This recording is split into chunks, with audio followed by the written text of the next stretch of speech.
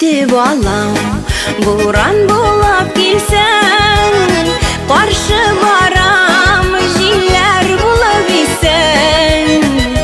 Korkmam buran davullardan, sen meneken seni siyem disen. Köngülümde başka birev tügel, uylarımda canım tiksin, canım tiksin.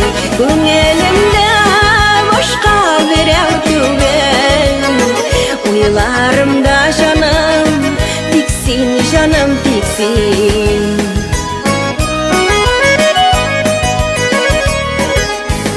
Yazda kıyaş, jeyin şenşek bulsin, kökten yağlar bulap mine yağsin.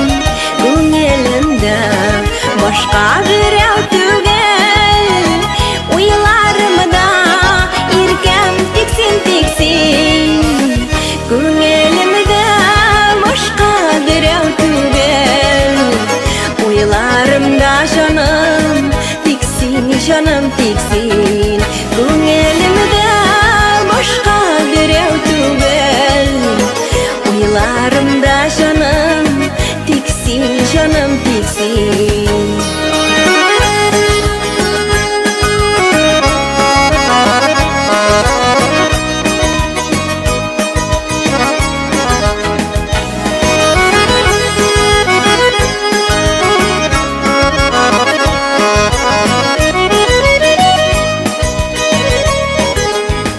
Güzgü jiller yapraklarını ezer, yaprak bulup allarıma düşsün.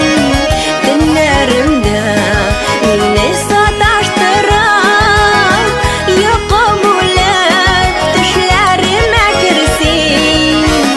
Köngülümde başka birev tügel, uylarımda canım tiksin, canım tiksin.